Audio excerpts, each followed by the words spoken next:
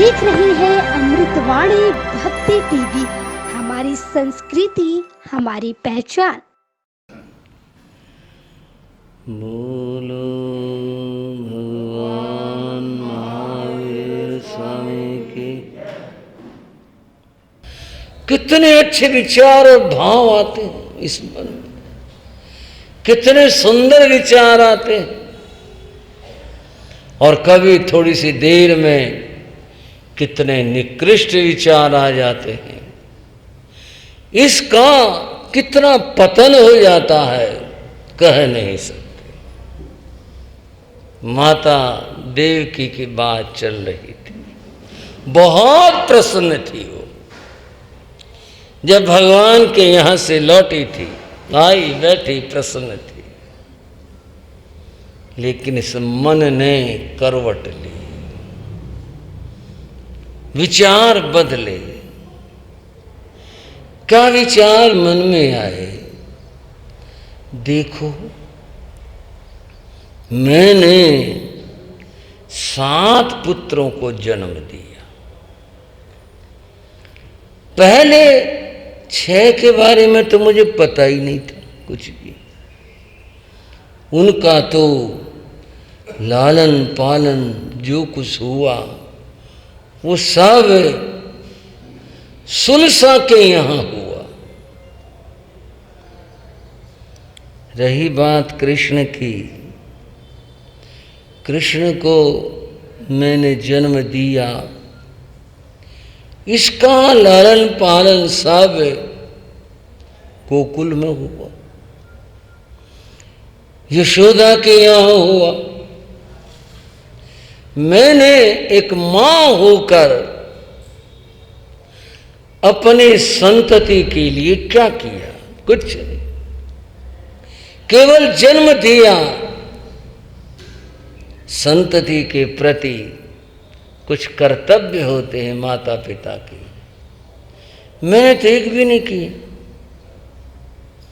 बच्चों का लालन पालन कुछ नहीं किया। और एक सुख होता है जिसको मातृत्व का सुख कहते हैं, मैंने तो वो भी नहीं देखा,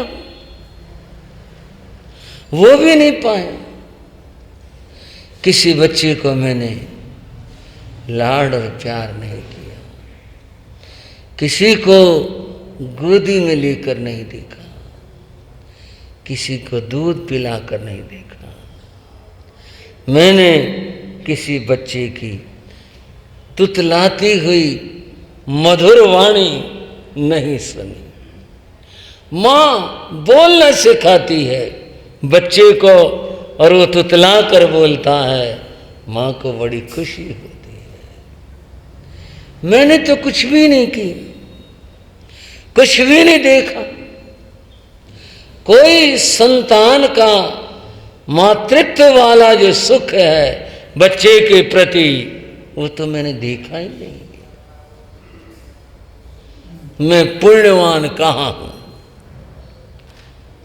अपुण्य, अकय पुण्य, मैं पुण्यहीन हूं। मैंने पूर्व जन्म में पुण्य नहीं किया। पुण्य किया होता तो अपने संतान का लालन पालन सब कुछ मैं करती। मैंने तो कुछ किया ही नहीं। कैसी मां हूं मैं? यह सोचकर माता देवकी उदास हो गई। उदासी चेहरे पर छा गई। मन उदास होता है व्यक्ति का, फिर कुछ भी अच्छा नहीं लगता, मुंह लटक जाता है। उदासी में बोलना भाता नहीं, कोई बात करे सुनना भी अच्छा नहीं लगता। महल में रहने वाले सब, जिनमें कृष्ण महाराज की रानियां भी थी और सेवक जन, अन्य सब विशाल परिवार था उनका, वो सब देखते हैं। क्या बात है, राजमाता आज उदास है, क्या बात हो गई। कईयों ने साहस किया, समीप आए, पूछा माता क्या बात है। नहीं कुछ नहीं। नहीं क्या बात है, तो अपना काम करो। आगे कौन बोले, राजमाता की। सेवकों की इतनी हिम्मत कहाँ, पुत्र वध में इतना साहस नहीं जुटा पाती कि कुछ दबाव देकर आग्रह करके पूछ लें। पूरे महल में सन्नाटा पसर गया। भोजन का समय हुआ, प्रार्थना की गई, माता भोजन का समय हो गया, कृपा करके भोजन ग्रहण कर लीजिए। मुझे नहीं खाना। क्यों माता? नहीं भूख नहीं है, मेरा मन नहीं है। कुछ ले लो, मेरी इच्छा नहीं है, तुम करो अपना काम करो। बंधुओं, ये उदासी की बात थी। वे बैठी रही, उन्हीं विचारों में खोई रही, बार बार उस अतीत को सोचती रही। किन स्थितियों में कैसे पुत्रों का जन्म हुआ, क्या हुआ, क्या बीता मेरे साथ में, ऐसा तो किसी के साथ हुआ ही नहीं होगा।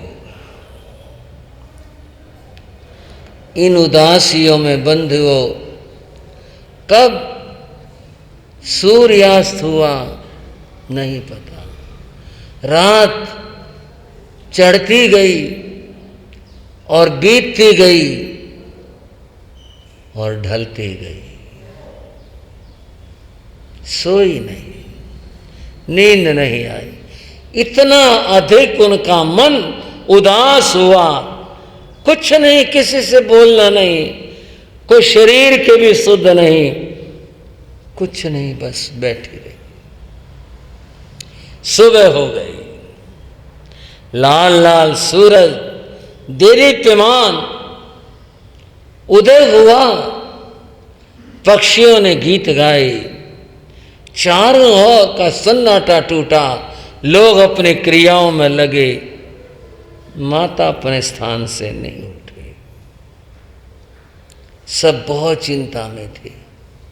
क्या बात क्या हुई, क्या ऐसा हुआ, माता आज ऐसे क्यों है।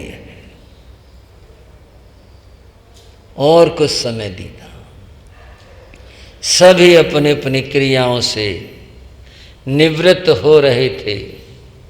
वासुदेव श्री कृष्ण वे अपनी क्रियाओं से निवृत्त होकर स्नान करके प्रातः का अपना नाश्ता लेने से पहले माता की चरण वंदना के लिए आए।